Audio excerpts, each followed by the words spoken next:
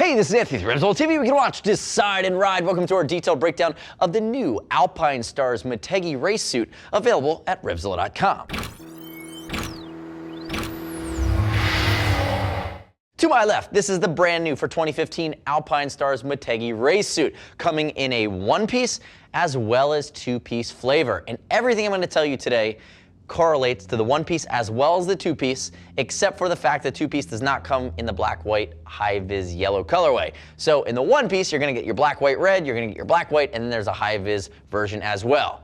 The story here is that for 2015, the original Motegi, which was Alpinestars, really what I'm going to call Weekend Warrior entry-level track suit, has gone up $100 in price. It's now a little closer to $900, but you're getting a lot more suit out of it. So they've stolen a lot of DNA from something like the GP Pro or going up the food chain, and they're now baking it into a suit that's more well-rounded, more protective, and it's also going to be more comfortable to wear. They've added more stretch to this suit, and they've really refined it. If we look at it though, the things that are immediately going to pop out, the classic Alpinestars stitching across multiple panels. They've done away with a lot of screening for design, only screened on logos. They're really using stitching in multiple panels of leather to bring this together.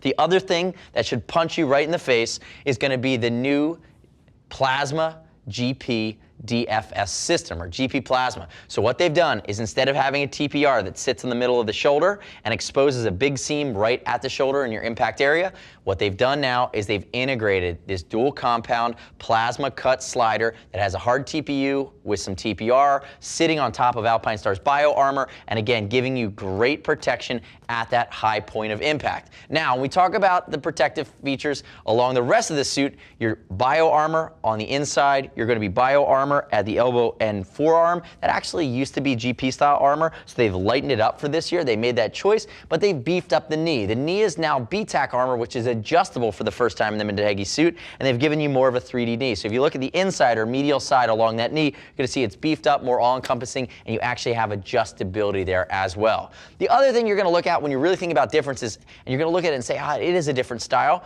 they've eliminated some of the extraneous perf on this guy. So they cut the perf scheme back 30% on the front. Still going to flow a ton of air, especially for you guys that rock this to the tracker on the street in the Northeast, but they've given you punctuation to offset it. And when we look at the speed hump, when Brian's turned backwards in a little bit, you're going to see that that speed hump vents now directly to the body, whereas on the previous Motegi, it did not. And again, you're getting all of these same features on the two-piece suit, which really just has that vent, that zipper bisecting it in the middle. There's also a Stella Motegi one-piece suit as well, which is a nice touch. Let's talk briefly about sizing. High-vis Brian, stylish, 3 pounds of beard, 6 foot, 195, 42-inch chest. He's wearing a size 52 from Alpinestars, and I'm going to make a note, there's also an Alpinestars KR1R back protector that's going to be in this as well. So he's wearing his race back protector, 42-inch chest. He's got that extra inch in there. He has it set up, and it's going to fit him spot on.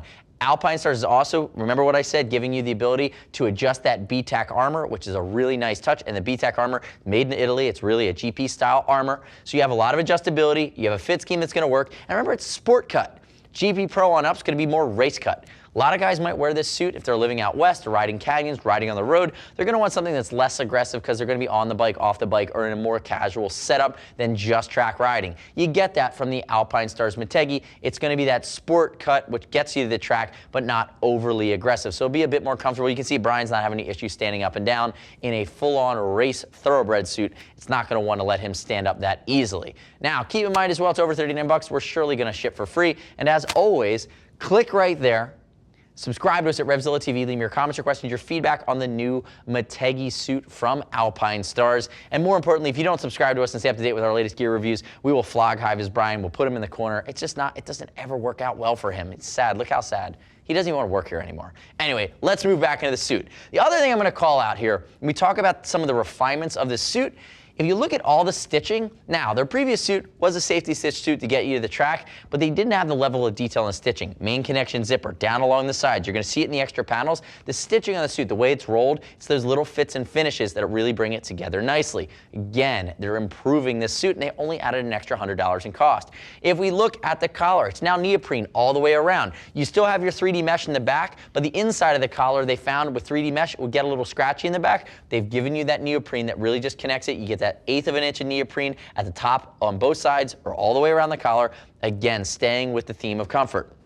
Looking at our arms, still going to flow a ton of air. They're going to be that stretch panel material. You see it on the crotch as well, bringing it all together. It's going to be a full removable liner that's going to be washable. Again, you're looking at a suit. It's around a $900 investment. So again, you want that flexibility. And then when we move into our cuffs here, still using auto lock zippers, but they're going to be lower profile. They're not the same YKK auto locks we've seen before. So they should do a little bit better underneath a full gauntlet. And if we open it up here, you're going to see leather behind it. And that's going to be one of the points for removal of the interior liner. And you can see how it's done here. It's going to be mesh. It's going to wick sweat away. What are you wearing, some Under Armours today? Look, you're just like going for it, High-Vis Brian. If we look at the rest of the front of the suit and you work your way down, a little bit of punctuation above the knee, sliders are going to be included. Your medial entry and exit point, which is going to be on the inside. Turn your left leg out a little bit just so you can show it. There you go. So you're going to see that medial entry and exit point for the calf at the bottom of the leg. And when we turn him backwards, you're going to see that they've actually added calf adjusters to this suit now that they did not have before, but all in aggressive profile. Turn face that way for me there, HVB.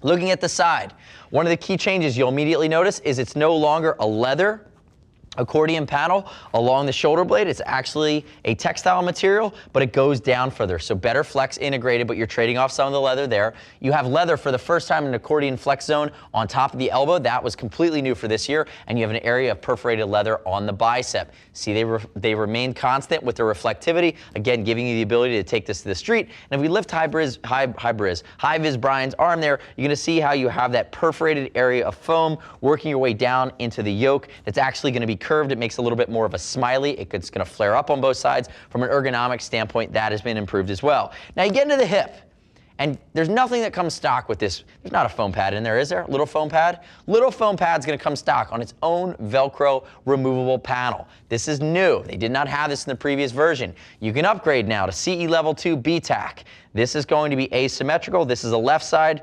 This is going to be his right side, so imagine it flip-flopped. But again, notice it's Velcro's integrated, micro Velcro. It's adjustable, massive protection at the hip, level 2 from BTAC. You can buy that separately. That's a new feature on a lot of the A-Star suits. And if you work your way down, screen on logo, area of reflectivity, you can see how that stretch panel works its way in down along the back side of the calf. Also note, there's your calf expansion panel down there right along the back. That's going to be a little bit of an area. So depending on the boots you're wearing and how you're built, you have some room to work with there. Now turn face completely backwards from there, HVB. Remember, he's wearing an Alpinestars standalone back insert. It could be the one with straps. It could be the version that's going to be race oriented that snaps in at the collar. You have that flexibility. Starting at the top, nice big area of 3D mesh, area for breathability there, flow air.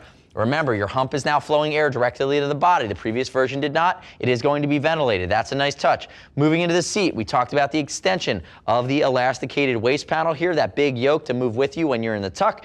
And then what you're going to see is, look at the seam down here along the hip. This is some of the big improvements. The way it's rolled, the way it's safety stitched. Again, higher quality. They've improved the stitching there. Tailbone protection, and again, beefiness into the seat, into an area that you're going to typically be sliding on if you have it off. And when you work your way down into the back side here, onto the calf, you're going to get that calf expansion panel, which allows you to expand, and depending on your circumference of your calf, you now have more room to work with. Come back around to the front for me there, HVB. Remember, this suit is meant to be on the track and potentially stretched into road riding. Waterproof Napoleon pocket's going to be baked in. You can add the Alpinestars KRCIR race chest protector insert to the front of this as well. That's level 2, and really just go nuts with it as it's getting a lot of those new features from Alpinestars to keep you comfortable, keep you protective, and keep you flat out looking good. They redesigned the suit and they took a big leap forward, a big play out of the more premium suits playbook.